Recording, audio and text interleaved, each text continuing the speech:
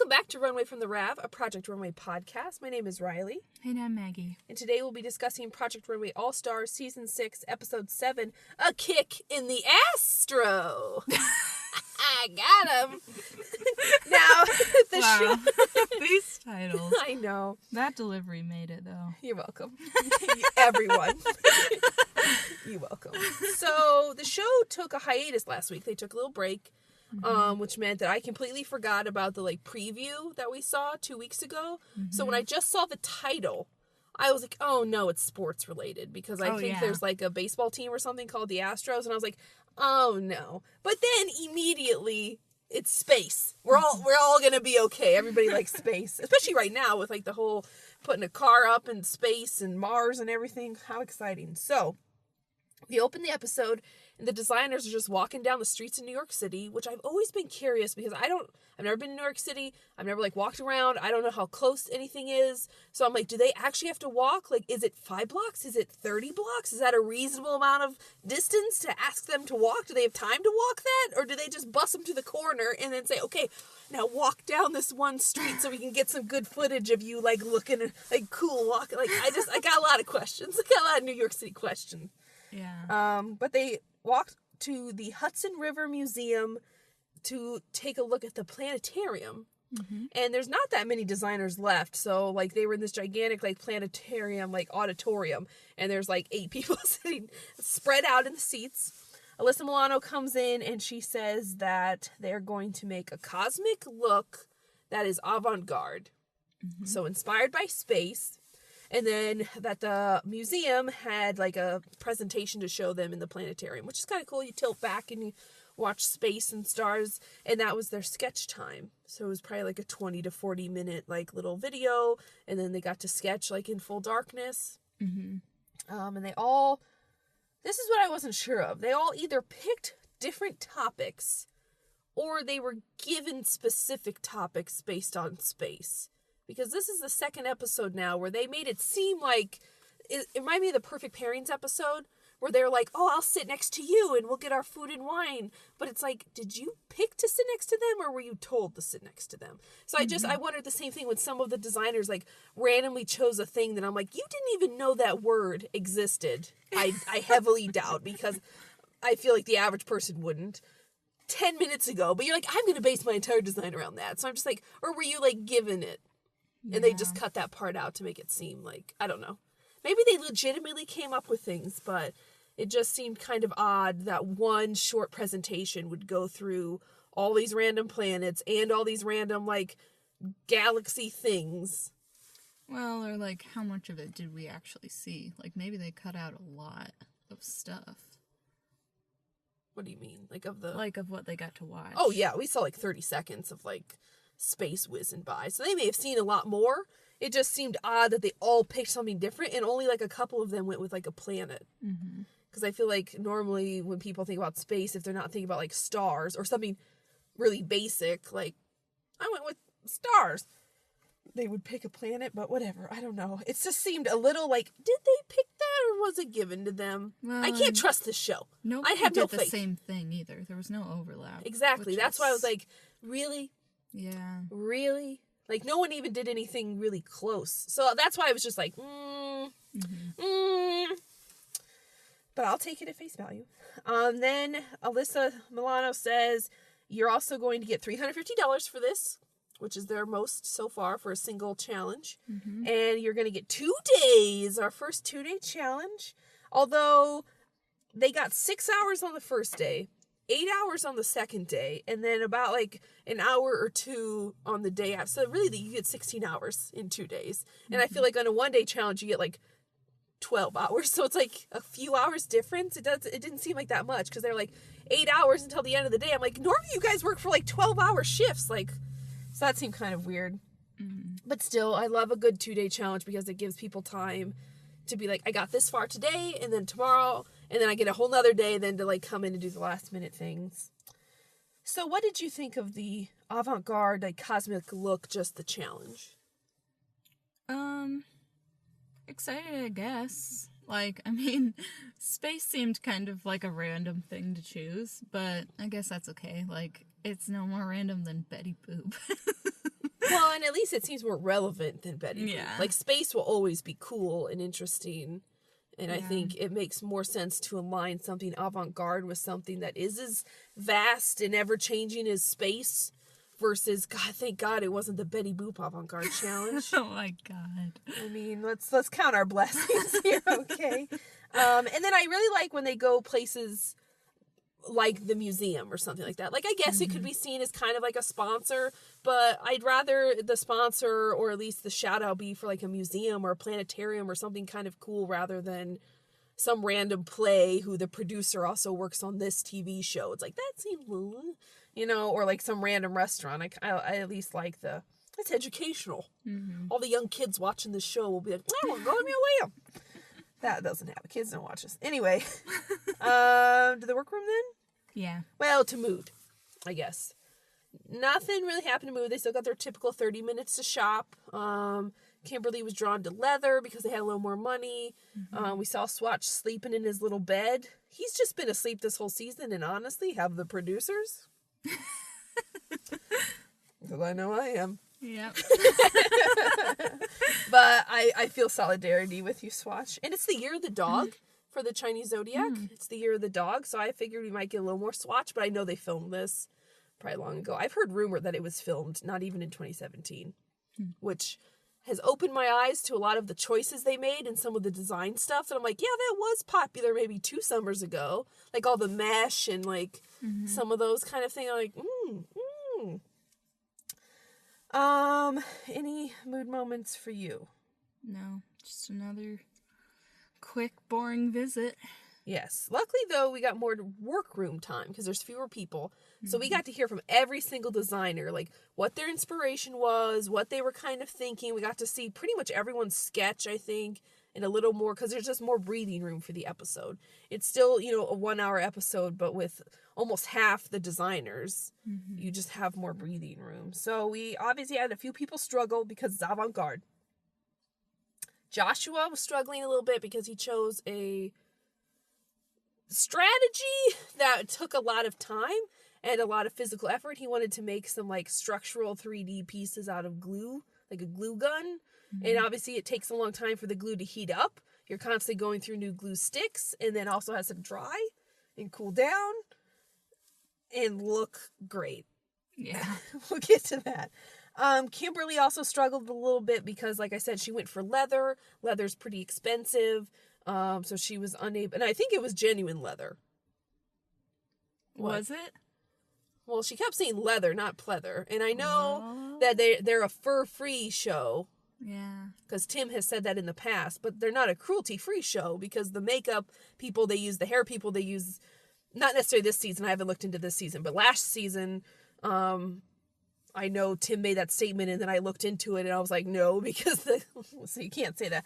But I think they still use leather, like Laurence used real leather. Yeah, so I think true. if you can afford it, and to be fair, fur usually kills the animal that wouldn't have died otherwise, whereas leather generally comes from cows, which in our culture anyway, die anyway. But still, it just seems like an odd place to draw the line where it's like, I don't know. And they're so proud of it. But anyway, obviously leather's expensive, so she didn't have a lot. So she was trying to be like, I have this idea, but I want more fabric, more material, and she just didn't have it. And then Fabio was also struggling because he wanted to make fringe, because when I think space, I think fringe. When I think Neptune, I think fringe. Get in the water with your fringe. Well, Neptune's like the god of the sea, right? So, anyway, so Fabio was also struggling because he wasn't sure after he started putting it together. Like, he liked the textile he was kind of making by, like, sewing into the fringe, but then he was like, is this avant-garde? It's like, well, no. There was also a lot of joking this time, like the workroom fell, and I don't think it was because like everybody's like, oh my god, finally Char's gone. Like, it wasn't anything like that where we've had that in previous seasons. Like last season when the twins were gone, it was like a whole new workroom and everybody was like, oh my god, this is the best. It was like a party, balloons everywhere. This time I think it was just we got more workroom time, so we got to see that for the most part, other than a little Helen drama, everybody seems to get along pretty well. And like Ken and, well, the sister wives, Ken, Fabio, and Anthony all get along. So there was just a lot of joking back and forth, Helen included. And just kind of, that was kind of nice to have some breathing room for the episode. But by the end of the last, like, that morning, everybody was having time issues. Like, absolutely every single person was, like, rushing. There was, like, 6 people still in the brothers' sewing room, like, 10 minutes beforehand, and, like, Marlene was like, we're all just sewing and, like, nicking our fingers, and it's like, just get it done. Were there any, I guess we should talk a little about the Anne critiques, too. Yeah. Anne, I wanted to give her the benefit of the doubt, but in some episodes she's better than others. Like, sometimes her critiques are better than others. This time she always seems to bump heads with Joshua, and I don't know if that's just Joshua, because he bumps heads with people later this episode, or if it's, like, that Anne just really doesn't get his style, and therefore, like, doesn't even want to spend the time talking to him. But she comes around to everybody and is kind of like, looks good, looks like space. Or she's like, this doesn't look avant-garde to me. She said that, like, 50 people, and there weren't even 50 designers to talk to. She's like, this doesn't look avant-garde to me. And it's like, well, you know, it's day 1, and I got, like, 3 things on the form, so what do you want? Like, yeah. But were there any workroom or Anne moments you want to talk about? I mean, yeah, the only one that stood out to me was the Joshua one, which I don't even remember. Like, I think, what'd she say? She was just like, a lot of times when I come over here, I don't see it, but then I'm surprised on the runway, like, with what you do put out, how it's all, like, put together. Which I was like, that means you're kind of missing the point then. Like, you're not mentoring. Like, if you can't look at it as a concept and, like, think conceptually and imagine, like, the vision, I don't know. That's, like, a key part of being a mentor. Yeah. Because, like, yeah, while this is a critique, it's more, like, I think, for guidance and advice rather than, like, just saying what you personally don't like about it. Right. So, I don't know. Yeah, I'm with you. I had high hopes for her, because I liked her when she was, like, a guest judge on past seasons, but so far as a mentor, no. Not real impressed. Well, and, like, her critiques are good, and so some of the things she says are good, but, yeah, like you said, Tim appears to get to know people on, like, a person-to-person level, and when he comes around, certain designers will be like, do you like this one or this one better? No one asks that of Anne. They just, because they don't want to ask for her advice because they know she either won't give it or can't give it, but, like, they don't ask for opinions like that, or, like, sometimes Tim, either for right or wrong, for the judge's opinion, he might lead you down a certain road. He might be like, this to me looks troubling, but what if you turned it upside down? Like, what if you flipped the fabric over? Or what if you use this? You have a little of this, what if you use that? And then you can see, like, the light bulb go on, because it's creative kind of a mesh. And yeah, as a mentor, you should be able to help from very fruition, or, like, the very ideation at the very beginning all the way through final fruition. And it's just like, Anne is not a mentor. She's just a first round critique most of the time. Yeah. Whereas I feel like Tim is a true sounding board, and that probably just comes from a history of being a teacher and being a good, caring person that he is, where he's very invested. Like, he cries when a lot of his folks go home. Like, he's there when they get eliminated. Anne's just gone. She's there for 10 minutes, tells you to watch a Popeye video, and walks out. Like, it's a very different feel. Yeah. And yeah, when she was talking to Joshua this week, you know, he was like, well, I want this, like, glue overlay, and then underneath I want bondage, and that's going to be, like, the avant-garde kind of push. She's like, well, bondage isn't new. And his face was just like, I know that. And I have a quote from him of what he says, but it's just like, he is just constantly feeling, like, attacked, like people don't think what he's making is good enough, but then he continues to make the same type of things where it's like a little trashy, a little bondagey, but not really pushing it. He's pushing the envelope, but he's not pushing fashion.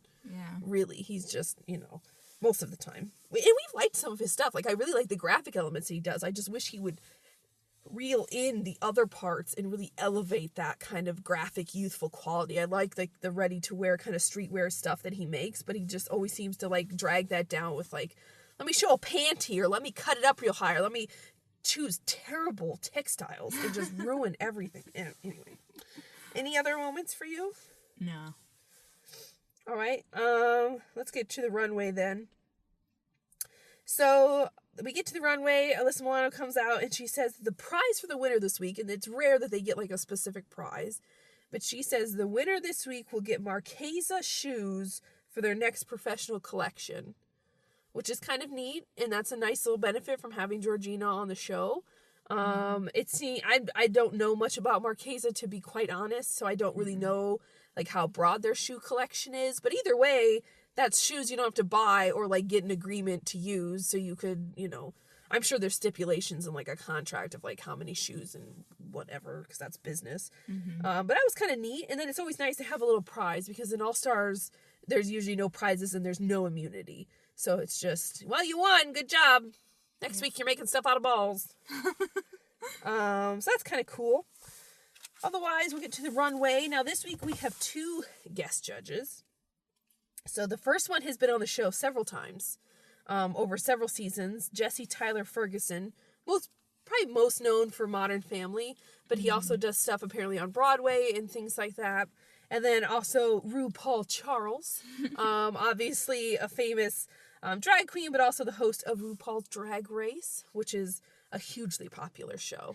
Like, I feel like almost everybody would know at least of him.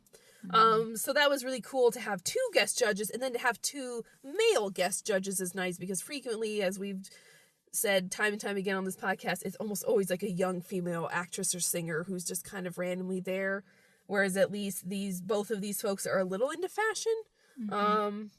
Jesse has like a bow tie line or something like that, and then obviously RuPaul they have like fashion little competitions and stuff on his show and things like that. So, and then obviously modeling and things like that he's going to know about. So that's kind of interesting. And just nice to have some different perspectives. And then obviously now Jesse's been on the show multiple times, so he's kind of used to it. So as a judge, he can be a little more insightful. This isn't his first rodeo. And then RuPaul judges people on his show. And I think they both aired episodes last night. So kind of interesting. So first up down the runway, we had Anthony, and he was inspired by the Milky Way, not the chocolate bar, but the galaxy. And he put down a pair of pants, which for him, he was like, this is a risk. I'm taking a chance on pants, which RuPaul loved, and was like, that's my new quote of my lifetime, taking a chance on pants, which is true, though, because Anthony generally makes gowns or dresses at the very least. So he made these oversized black pants, kind of like a see-through fabric, but not really, like a very light kind of opacity. Black with like an oversized, Georgina called it a peplum. I would call it large folds. And then the top of the outfit is literally a circle. At first I thought she was like holding out like a wide-brimmed hat, like a beret or something, but no, it's just on there. It's like a big, like 1 foot radius circle on to her, and then that's like attached with like straps to her front, and then she has a bare back, and then he splattered like blue, white, and purple paint to kind of make it look like a galaxy, and then the model is styled with her hair in like a ponytail that just goes straight up. It's like on the crown of her head, and it's just all the way up. What do we think of Anthony's? Something I thought was pretty cool. I like the pants a lot. To me, those were really, I don't know, unique and fun, and I've never seen anything like that.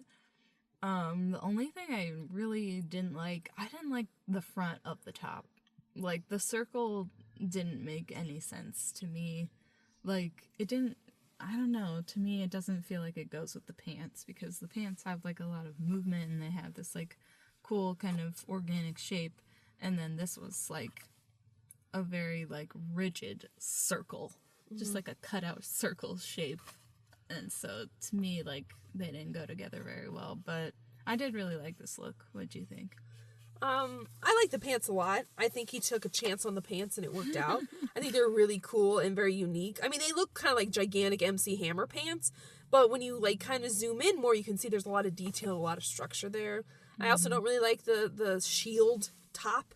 I think Jesse Tyler Ferguson called it like spin art, when you like put a plate down and spin it and put paint on it like the kids do. I think the colors he chose for like the splatter paint were good, but this is either the second or third time Anthony's done splatter paint.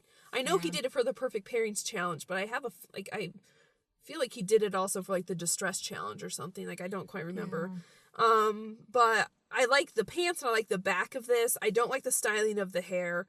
I know it's avant-garde, but it is incredibly phallic and looks so out of place that I'm just like, how does that have anything to do with the Milky Way? Same thing with the circle. Like the pants, I kind of get that it's like this flowing, and like the Milky Way is kind of like this cool, like almost river of stars. And then you have this like disc. I don't know. It's like a UFO like stuck on her, and she was like, "Well, I'll put some paint on it." Yeah. He was dressing for Teak in the top, though. I think the pants carried him through. Mm-hmm. Next up, we had Marlene, and she was inspired by like orbit or like orbiting bodies. And she put down a little white dress, very structured in the classic Marlene style, where it's like a bunch of separate pieces that she kind of fits together. And then she makes the seaming part of the design. So I'm not going to describe this too much. It's a sleeveless little white dress that goes to like the upper thighs, but it's kind of asymmetrical. There's some little cutouts and cutaways in the back and on the sides, and then it's off the one side of the shoulder, and then at the bottom it comes down a little more on the right side, and then the model's hair is styled with like a ribbon or something like through it so that it like stands up, all these little, like if you think of like the neutron kind of symbol that always has like the little circles around it. When you think of like an atom or something, like that's kind of what her hair is styled to look like. Mm-hmm. What do we think of Marlene's? This one I thought was alright. I mean, it was good, but I don't know. We've talked about this in previous weeks. Like, she always just kind of resorts to the same techniques, which I guess, I don't know. You know what you know, but I don't know. To me, all of her stuff kind of runs together, because it's all that, like, architectural piece together kind of stuff, which, like, I didn't dislike it. I do like it. It just, to me, like, it's still blending in with her other weeks. What do you think? I like this. I agree. I think she makes similar things, but, so did Aaron, and she won. Yeah. So did Brandon, and he almost won, right? So, to me, if she can, like, I think this is more successful than, let's say, like, her, the dress from the Perfect Pairings episode, where it was a very similar, like, fitted pieces together. It was definitely more successful than, I think, her piece, like, a week ago or 2 weeks ago, that, like, one half was normal dress and the other half was kind of, but it definitely helps that her model skin tone makes the white look really crisp. Mm-hmm. And then I think the hair and the makeup kind of push the avant-gardeness, because otherwise it's a little... She could have gone further with the idea. Like, her sketch, I was so excited about. And then, as always with Marlene's sketches, like, the final version looks nothing like it. Because I think she has great designs. She just doesn't always have the best technical skills to, like, pull it off. At least in the 16 hours that they get. I liked it, though. Not, like, the most amazing avant-garde thing I've seen. But let's be honest here. Nothing this season has been the best of anything. No. She was chosen for critique in the top. Next up, we had Ken, and he was inspired by black holes. And what he ended up putting down, this is going to be harder to explain as well. So it's like black skinny jeans or like cigarette pant to the ankle. And then over top of that is like this kind of voluminous dome shape. Imagine like a whisk, like a cooking whisk. And if you cut the handle off, it's that shape, but black. Mm-hmm. And like filled in with fabric. That was terrible. But anyway, that's what it is. And her like arms are then like locked in. What do we think of Ken's? This one, not my favorite. I guess like I can see black hole in it. Like, because it is very literal. It's all black, and then she's mostly like swallowed up by this. But yeah, that top, like, the pants are just, like, normal pants, and then the top, I don't know, it's just bizarre, but to me, like, not in a good way. Like, to me, it looks like a garlic clove, but black. That's better than the top of a whisk. I don't know. Not my favorite. What do you think? The more I look at this, the more I also see, like, the top of a chef's hat. Like, if you painted a chef's hat black and, like, pushed it down. I wish if he was gonna, like, obscure her arms, he fully obscured her arms. Mm-hmm. I think it's weird for her arms to just kind of pop out the front, like a little T-Rex. And then the way it fits, it just kind of looks like a bad poncho. Mm-hmm. And then, yeah, pairing it with, like, these long, skinny, they look like skinny, like, leggings you could buy anywhere. So it's just, like, it doesn't seem super avant-garde to me. And from the back, it looks like she's wearing, like, an apron you get on when you're going to go get your hair cut. Mm-hmm. From the front, it's slightly more interesting, but it's just, I wish it was either bigger or more voluminous or just something more. It just seems really, really basic. And he was safe. Next up, we had Fabio, and he was inspired by Neptune. And he ended up making a look using this really light blue fringe that he then embroidered kind of to have a pattern on it. And I'm not sure if what he embroidered it onto. So this is like a little, I don't even know. Some of these I can't explain. It's like a little trench dress, kind of, sashed in the middle. It's got either buttons or some type of tie up the front. The bottom is kind of slit open. It's paired with like these black little pants to the ankle. It's got a kind of a collar that falls open a bit and then turns into 3 or 4 big braids on the shoulder, kind of like, I'm going to pronounce this wrong, but like epaulets, like that, like soldiers, like old-timey soldier guys would wear that had like the little fringe off it. Yeah, okay. It exists. Generals wear it in like movies. Don't look at me like that's not a thing. No, I just didn't know the term for it. Oh, well. That's new to me. Probably because I pronounced it wrong. No, I don't know. And then the big braids kind of go to like her bicep. And then in the back, there's one long braid that just kind of goes down her back. What did we think? And his model is styled with 3 braids that are like cornrowed, big 3 braids. What do we think of Fabio's? This one, also not one of my favorites. I kind of do like, I love the blue. Maggie loves blue. That's why she likes denim. I ordered another denim jacket, sidebar. It's on its way. It's shipped. All right. But anyways, back to the podcast. I do like the blue. Like, to me, it is kind of like a celestial kind of blue. It's kind of cool, but nothing else about this says, like, space to me. Like, I don't know. Sorry, Fabio, but, like, the fringe, it doesn't say space to me. I don't think it came out like he was envisioning. I don't know. I think it would have been better without the black pants underneath. But I suppose you need them because that slit goes like all the way up to, I don't know. Is it actually like a rope? Or, I mean, that's like what I mean. Like, I can't tell if it like buttons up in the front or if he just designed it to look like it buttoned up in the front. Because it kind of looks like a little coat. Yeah. But I think it's a dress. I don't know. The pants kind of like take me out of it. I don't like it.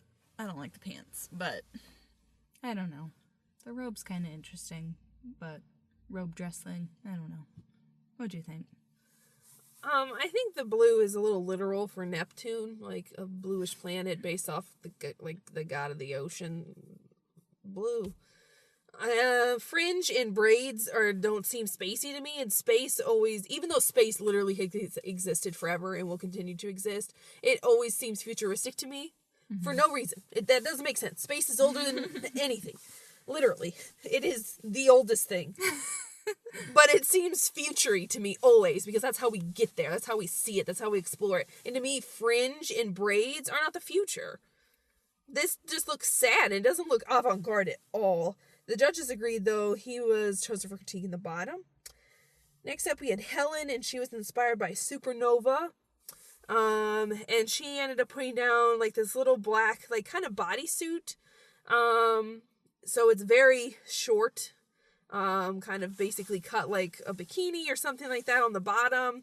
And then it's sleeveless, or I'm sorry, it's strapless. And then it has like oversized, exaggerated sleeves in like silver, and maybe that's blue. It's kind of hard to tell, but it's overall black, and it's kind of like this like crunched fabric a bit, and then there's like just these weird asymmetrical like offshoots and sleeves that are kind of oversized.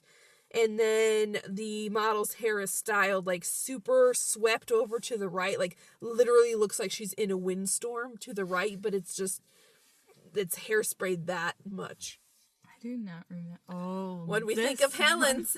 I forgot about this one. Supernova. I don't know. I really don't know what I think about this one. It's just kind of bizarre. Like, I don't know. I think the shape is kind of interesting, but I don't really like that it's a bodysuit. I wish she'd, like, I don't know, created more of, like, I don't know. I think this would have been interesting as a dress. But I kind of like the shoulders. I don't like the back, though, how it just cuts straight across like that. Because she has some, like, a cool, like, V shape going and some, like, angles on the shoulder. And then it's just, like, straight, flat line across the back. And then kind of the same with the bottom of it. Like, are they supposed to kind of finish into, like, booty shorts? From the back, they look like booty shorts. And from the front, it looks like underwear. Like, yeah. But yeah, it cuts like in a straight line right under her shoulder blades. I don't know. This one was just a little out there. Get it? Just move on. To me, this looks kind of like she made it using unconventional materials. Like, it kind of looks like a mixture of, like, any of the numerous trash bag dresses we've seen in previous seasons, mixed with Roberry's lantern dress. From I think that was season 15. I think their very first challenge, she had to make a dress out of lanterns, and it looked a lot like this, just with a different color story. And the hairstyling, stop. She was safe, though. Next up, we had Joshua, who was inspired by Pluto, which technically, for us, is no longer a planet, but is still an amazing space body. So he put down this, I cannot tell you what it is. I cannot tell you if it's a jumpsuit or a dress. I truly can't. It has some type of, like, brown and orange patterned, like, legging, and that's also on the body, so that makes me think maybe it is a jumpsuit. It is sleeveless, and then at the bottom, it kind of gets this long, like, train attached to it that comes around the front that looks like a skirt, which is why I'm confused. I cannot tell, and I'll tell you why I can't in a minute. But that train is, like, cream colored, but kind of like a yellowy, like, smoker curtains. And then there's, like, some weird panels of, like, white fabric elsewhere. It's absolutely backless. But then on top of all of this, which is obscuring why I can't quite tell what it is his, like, super glue treatment, where he basically made, like, kind of spider webs, but it's all random. And then he kind of put that on the front of her like a tunic. And then up at the shoulder area and over her bust, he, like, really layered it up so that it also goes around, like, her neck. He made a little piece to go on the back of her as well, and a little piece to go in her hair on top of a bun. And it's just, like, dripping and, like, all this kind of stuff. And that's why I cannot see what's underneath it, because it's obscured in this low-res picture by all the super glue. But what did we think of Joshua's whatever it is?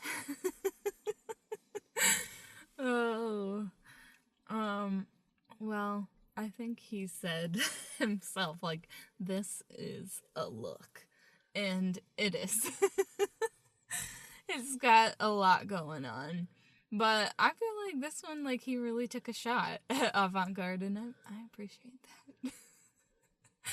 I don't know. I did not like the color palette at all. But, I mean, I think he said he went pretty literal to, like, the colors of Pluto, right? And that's why he went this way. So, to me, that's valid. They're not super pretty, but, like, I don't know. That's fine. I think the texture, like, the glue texture was, I don't know, a little overkill, but at the same time, I don't hate it. It is kind of cool. To me, Riley's face.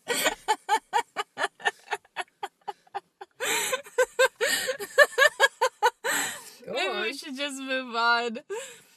I mean, like, I'm just talking myself in stupid circles as usual. I really don't know what to say about this one. It was bizarre and horrible, but at the same time, I didn't hate it. I don't know. Let's just move on to your thoughts. First, the color story here is terrible. I know that Pluto is an ice planet, but I know that it's not like a blue, like white ice planet. So I get he tried to go with this brown kind of thing, but it doesn't super translate to space or cosmic kind of bodies to me. And then the hot glue on top, I think RuPaul said it best. It is very reminiscent of a bodily fluid, and it is literally draped all over her in big, like, sticky it's terrible. It's terrible. And the fact that it's like on her hair, it's on her neck, I hate it. It's the worst thing I think I've seen in a long time. This is one of the worst looks I've seen since Sandhya was on, and I hated everything she made. Terrible. Just tasteless. He was chosen for Teak in the bottom. And we'll get to a little Joshua moment in a minute. When we're done going through everybody's, we're going to talk a little bit about Joshua on the runway. Next up, we had Stanley, and Stanley's inspiration was solar eclipse, which was highly relevant for 2017 because we had a really major solar eclipse, at least here in America. And where we live in the Midwest, we got a pretty good view of it. So that was kind of neat. So what he put down is it's a romper with pants with a top, because Stanley is always a little extra, but not in any of the ways you want. So it's these like oversized pantaloons that are cuffed like at the ankle. It's a black oversized kind of like vest, sleeveless vest, and underneath that is like a white thing that kind of comes up over the right shoulder, like out from under the vest, just right there and nowhere else. And then he also has a black mask on her that like crisscrosses, and then he like bedazzled it. And then her hair is sticking straight up in like what I can only describe as a tornado. Just a tornado of hair. What do we think of Stanley's? This one I really didn't like. I felt like it was really shapeless. I don't know. I don't know. And the mask part, it just felt very gimmicky. Like, I feel like anytime there's an avant-garde challenge, somebody has to do a mask or some sort of, I don't know, face thing. And here it was. And no one ever talked about it. It was completely ignored. I don't remember hearing one comment about it. Do you? I think Isaac mentioned something about the mask, but I don't recall now. Okay. Well, whatever. I don't know. I just didn't really like this one. What'd you think? I don't like this either. It looks out of proportion. Not that it was designed to be slightly bigger, but that it's misproportioned. Like he made it wrong. The big white thing that comes out is just weird. It's like an oversized, gigantic collar / lapel, but it's only on one side. The mask is very bondagey to me. Like it's super like covered up, like some like Hannibal Lecter stuff. And again, like obscuring the face for an avant-garde thing is supposed to be like removing the human element, yada yada yada. You're doing it for some other reason. Stanley didn't have any reason to make it other than that he probably was like, this might not be avant-garde enough, better put a mask on her. And then the big like tornado hair, it's like, how many hairstyles have we seen now where it's just like, I don't know, just like put it up. And like, no, up, no, I mean literally right up. Like I don't get it. And then the pants are just awful. And then the vest thing is just, it looks misshapen. It looks like he made it wrong. Not that it's avant-garde, like playing with proportion, and it's kind of neat. It's like he literally made pantaloons we would have worn back in, like, I don't know, the 1800s. And he just, like, made them saggy. And then he made a gigantic vest. He was chosen for Teak in the top. Why not? Next up we had Kimberly, and she was inspired by a neutron star. And she ended up putting down this like gold, like orangey kind of gold, like a brassy gold, leather, like this little like capelet, I would call it, on one side, the left side of the model. And then she's got like this little black bodysuit, with these little cap shoulders and a big like rectangle cut out in the back that like goes from like in between the shoulder blades down to the waistline. And then over top of this little bodysuit, which is much more revealing than the other bodysuit we saw. This like is literally a thong. I see cheeks. And over top of that is this like kind of see-through-y skirt that goes to about the mid-calf that had a bit of a texture to it, kind of like a polka dot. What do we think of Kimberly's? Wow. I didn't notice the cheeks last night on the show. It is quite... Full cheek. Oh my It's God. full cheek. I watched this show at like 5 a.m. There's no missing the cheeks. Oh my goodness. From the front, I don't hate it. I mean, maybe I should, but I don't. I don't know. I like the color palette that she chose. I kind of like the, like, warmer gold, orangey cape thing, but yeah, I don't know. It's another bizarre Kimberly look, but I'll just leave it at that. I didn't hate it until I saw the cheeks. The cheeks are not good. They are. It's just a taste issue. Like, the model has nice cheeks. She does. Of all kinds. It's not bad. But it's just like, again, like, is it avant-garde to just have half-naked models walk down the runway? No. And certainly not in 2018. I should have mentioned, though, that this model was styled with a really heavy front fringe or bang, like a heavy bang, like full head bang. And then the back is a gigantic, like, huge braid that goes to about the middle of her back. I should have mentioned that. Because I think the styling plays into the avant-gardeness. I like the color story here too, actually, especially for like a star, like a neutron star. I really like the idea of like this molten, like melted gold. Because when I think of stars, I usually think of bright yellow ones, like our star, the sun, right? So I'm thinking like this like molten lava, and then the black is cool. I wish the taste was there. Like the bottom of this is just terrible, and I know she wanted to use more of the leather to make like a skirt as well, and maybe that would have saved it, maybe not, but I think just making like a full black skirt would have been better, and then to have done something more with the leather little like capelet, like she bedazzled it, but I think if she had tried to like make it stick up over the shoulder instead of just hang down, or like maybe turn it into like this huge frill on one side, like she was exploding outwards, maybe that would have been more exciting, but as it is, but she was chosen for Teak in the bottom. And then lastly, we had Edmund, who was inspired by a quasar, which is apparently something that's kind of like a sun or a star, but not quite. I never heard of that term in my life. No. Had you? Because I that's why when he's like, I was inspired by blank, I'm like, Edmund, no offense, but you don't strike me as a guy who's like, oh yeah, celestial bodies. Like, I don't know. But apparently it's somewhat like a star, and it's like going to explode. So what he ended up putting down is, of course, a sexy little black dress. Well, it's a black gown, I should say, floor length, sleeveless, and then it's black dress with kind of a deep V, but it's a really skinny V, and then kind of snaked around the body is this like white and black patterned fabric. And then also at the hip, he has like this big kind of oversized like lumpy peplum. And then, yeah, the big thing, like, snakes around. And then his model is styled with, like, a really poofy, like, top of the head bun that kind of makes it look like her hair's on fire. What did we think of Edmund's? Well, it was definitely Edmund's. I feel like this is the other avant-garde thing that somebody has to do. Somebody has to add, like, weird lumps. Yeah. So here was the other bingo square. But I don't know. I didn't think it was like absolutely terrible. I didn't love that he chose a print to put in that like swirl. I think it would have worked better as a solid color, but that's just me. What do you think? I think this was terrible. It looks like student work, and I don't like it. Edmund was safe. The end. Well, I know I have some things to say, so I don't want this podcast to be 1 billion hours long because I'm talking about Edmund's crappy look. Okay, moving on.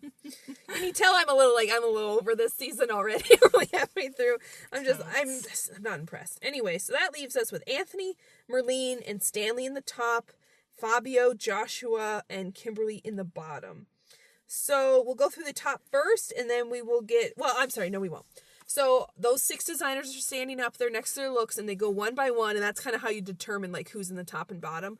I had a little trouble this time, because the first, like, couple people, they said positive and negative things, so I was like, are they in the bottom or top? You find out later, because they bring them out. Like, it's a theme of this season. Yeah, where it's like they're just arbitrarily, randomly choosing who wins and who loses, like based off like if they sneezed when they were on stage. Like it's insane because they say positive and negative things about the winners and the losers. But anyway, they get to Joshua, and Georgina, I believe it was, was just like, so, can you explain to me more about what's underneath? Because he explained like the ice and everything for the glue, and she's like, well, can you explain underneath? And he's like, that's what you get. And she's like, that's what I get. He's like, that's what you're going to get this week. It's just like, what?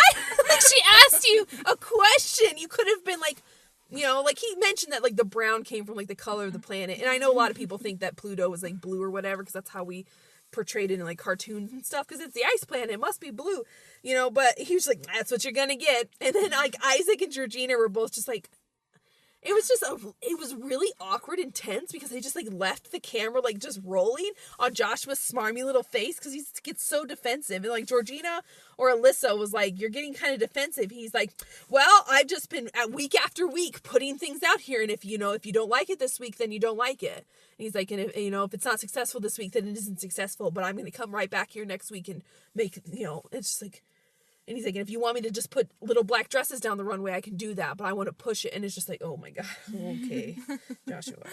But my favorite part was like, it's like Joshua saying all this stuff and sass, and then it would cut to Stanley, who was like right next to him. And for some reason, this episode, Stanley is wearing a full black suit paired with a red fez and his big oversized glasses. And Stanley was like given some face this episode. Normally Stanley like doesn't exist on the show for me at all.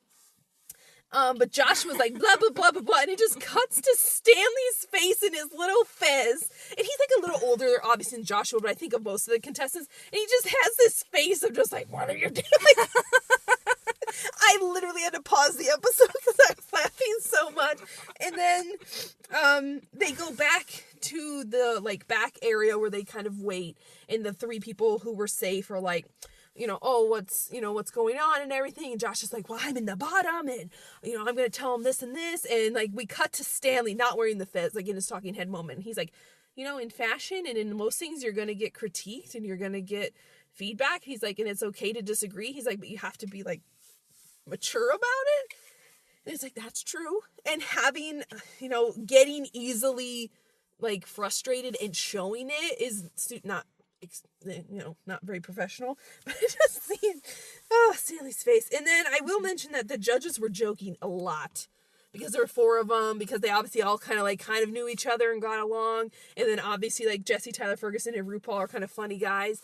Like, and Isaac will take, like, any excuse to not actually do his job. Like, the second drama comes up, he's like, ooh. The second, like, there's a joke, he's like, ooh, let's stop working and let's chat. So there's more joking than I think I've ever seen. Mm-hmm. And I've got quite a few quotes this week that we can get into. But, so then, just as a reminder, we'll go back to the actual judging. Anthony, Marlene, Stanley in the top. Fabio, Joshua, Kimberly in the bottom. So first they say, Anthony, you're safe. Go back. And then it was between Marlene and Stanley, and they say, Stanley, you are our winner this week. How do we feel about that? Disagree. Who did you think should have won? Let me look at my list. Not Stanley. I honestly would have put Stanley in the bottom. I did not think it was that great. He would have been safe or bottom. Yeah. To me. Every time I look at the list lately, I'm just reminded that none of them were my favorite.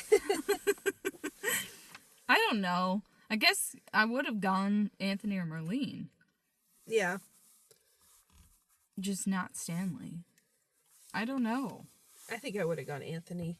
I think his pants were really cool. And then the disc top is at least, it's a little avant-garde because it's out there. I think it wasn't the right fit for this outfit, but at least it's something other than like, you made an oversized vest. Congratulations! Like, really? Yeah. But yeah, so that means Marlene's safe. Stanley has his second win. His first win was for the ball gown challenge when he made the goldfish dress. So both times that Stanley's won, it's been for like absolutely no reason. No. Don't get me wrong, Stanley's probably a great guy, but on this show, he's boring to watch, and his designs are boring. So it's just like, why are you like this?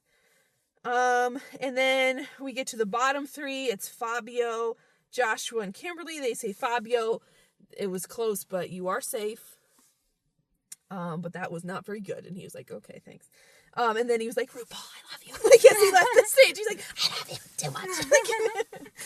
Which I love that. I love when the designers who, to me, are like mini celebrities, right? Because they're on TV and, you know, they have like, they go to fashion weeks and stuff like that. When they see like another celebrity who's like bigger than them and they're like, ooh. So then next, that left us with Joshua and Kimberly. And they're like, and it's tense. Joshua's face is like, and then it turns out Kimberly went home. Do we agree with that?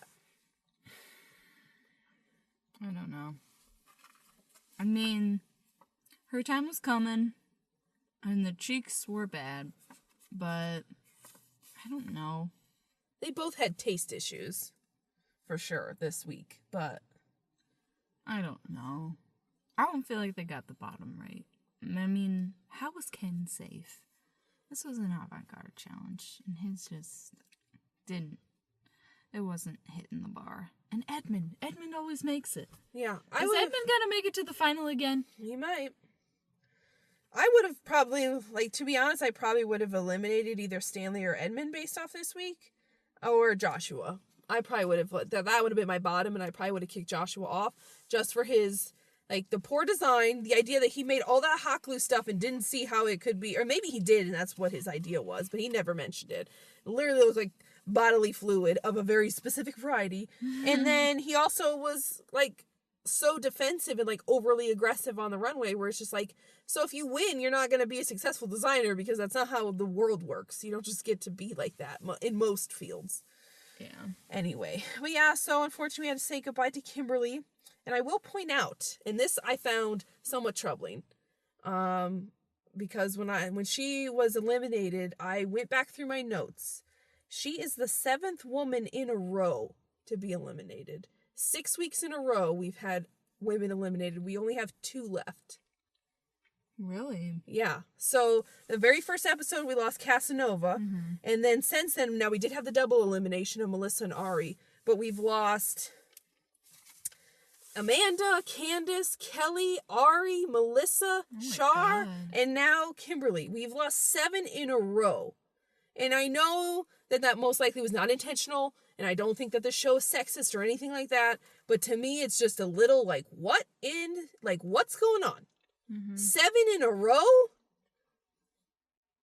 What? Yeah. And then the 2 we're left with, Marlene and Helen, to be quite honest, I don't think are long for this world. Yeah. Especially Marlene. Helen might surprise me, but I'm just like, So it's kind of funny, though, because our initial predictions, I still have one person left, Edmund, because I was like, he might do it again. He might make it to the end. Not that I think he'll win, but he might. But otherwise, we both guessed all the women who are gone now. Yeah.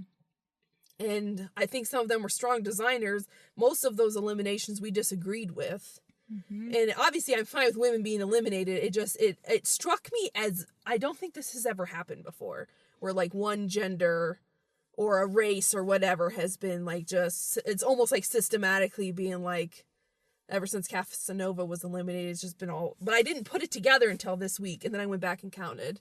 And I was like, yep, for the last 6 weeks of the 7-week show.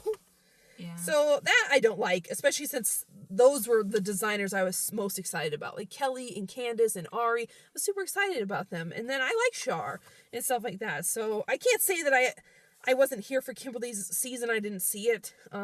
Most of the things she made I wasn't a huge fan of. But she always seemed like, a nice kind of classy lady that got along with everybody. So I like to see that. But I just thought that was interesting, but also a little like, troubling, yeah. Considering the producer of the show at the time it was filmed, yeah. I don't like it. I don't like it. I do like the diversity we've had this season, where it's a lot of men and women, it's a lot of different races, there's a lot of different ages. I like the idea of rookies versus vets, but this just kind of made me go, I like it. So I'll go through my quotes. Yep. Okay, I've got quite a few this week. We got a lot more Anthony time. And Anthony always gets me some good quotes. So first we have Anthony talking to Helen. He was misinformed because he was like, didn't you win the Avant-Garde challenge on your season? She said, no, I actually did pretty bad. But Ken had won his, so I think that like they were talking about that. And Anthony says to Helen, well, I want you to lose this contest, Helen. But don't lose your mind, because she was like really then like got in her head about like how she didn't do it well. And like not everybody's an avant-garde designer, obviously. It's not very commercial to be avant-garde, and then it takes a certain kind of person to have those kind of, want to make those kind of looks. As we can see every season, there's like 2 good avant-garde looks and the rest are like, well, okay. But I like that he still wants her to lose though, because he wants to win. Like, I like that. Then Anne talking to Stanley. Simple is not avant-garde, which is true. Avant-garde is really supposed to push it in all forms of avant-garde art or literature or fashion, whatever it is. It's really supposed to freak you out or make you think different. It's not a simple thing like Stanley made. Next up, I had Joshua talking to Anne. He gets very offended by Anne, especially the last couple weeks. He gets very offended. And when she said that, like, bondage gear wasn't super unique, he's like, well, Anne, the wheel's been invented.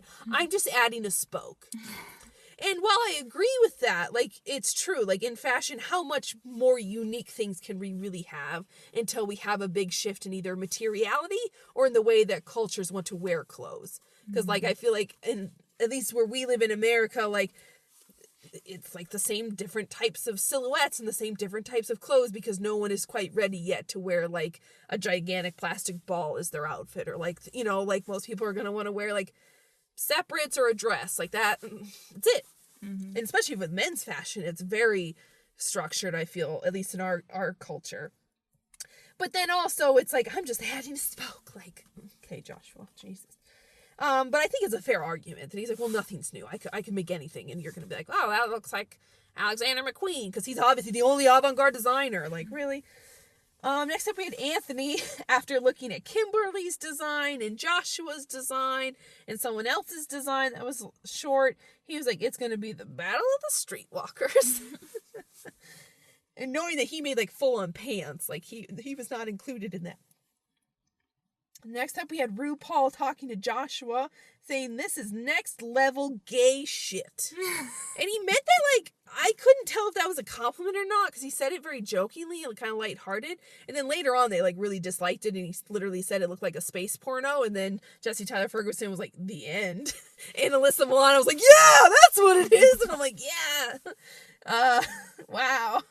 But, so I don't know exactly what RuPaul was referring to there with that line. I just thought it was funny at the time because I hadn't seen the rest of the judging. Like, I write the quotes down as they happen.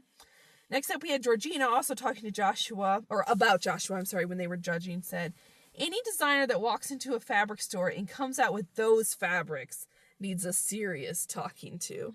And yep, agreed.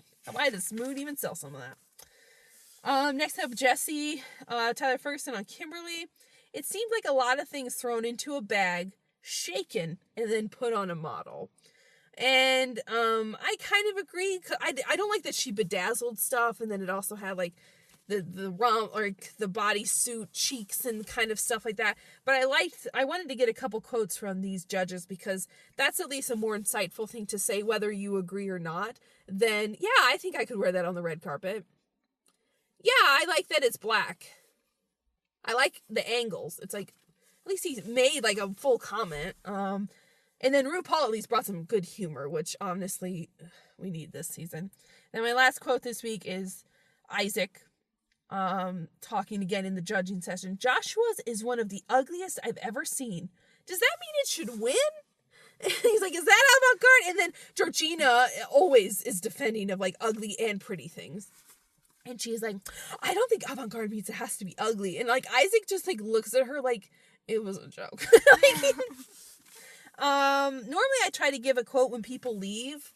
But to be quite honest, Kimberly just kind of said, she's like, of course I'm disappointed to lose. She's like, but I've got a business I run with my sister and we're going to keep moving forward on that. And it's just like, Oh, okay. Good luck, Kimberly. Bye. Like, I don't know. It's kind of like, oh, okay. She was no Char. Char had some amazing, like, quotes to live by. Mm-hmm. Do you have anything else to say about this episode? No. Avant-Garde. I mean, everything, the theme of the season is like, the preview might get you amped up. Mm-hmm. But then every episode, the looks just fall a little short. And then you never agree with who goes home, or at least I don't. And it seems arbitrary of who goes home and who wins. Yeah. It doesn't seem actually based off the clothes or, like, the merit. And yeah, it's like, oh my gosh, Avant-Garde, space, RuPaul, like, this should be awesome. This should be a super exciting episode. And it's just boring and rushed and weird. And then they focus so much on, like, Joshua's drama that it's just like, oh, you're just dragging it down. Like, yeah. Next week, we got the preview, and it looks like they're going to go work with Isaac Mizrahi and go to his design studio or whatever, his company. And I don't know if they'll be making, like, a look for one of his collections. I don't know if it was hard to tell if it was maybe a partner challenge. It seemed like maybe it was, but I can't quite tell because of the way they like give little snippets of quotes, and it's always kind of hard to be like, well. So that'll be interesting, at least, to get more insight into, like, Isaac Mizrahi's day or design process. Could be kind of interesting. Or it could just be filled with lots of shots of him saying, "Hi, kids." It could be. Well, we got a little moment of him and Joshua, like him talking about, like, you know, it's okay to be frustrated, but that can affect your business. So it could be they get, like, a 10-minute conversation with Isaac Mizrahi about, like, the design business, and it's all taken by him talking about Joshua and drama. I don't know. So otherwise, I think that's it for us for this week. As always, you can find us on Instagram and Twitter at RavRunway. We're also on iTunes, Google Music, all of it, YouTube, Podium, most podcast apps. We're out there. WordPress. So go out there, find us, tweet us, Instagram us. And otherwise, we'll see you next week.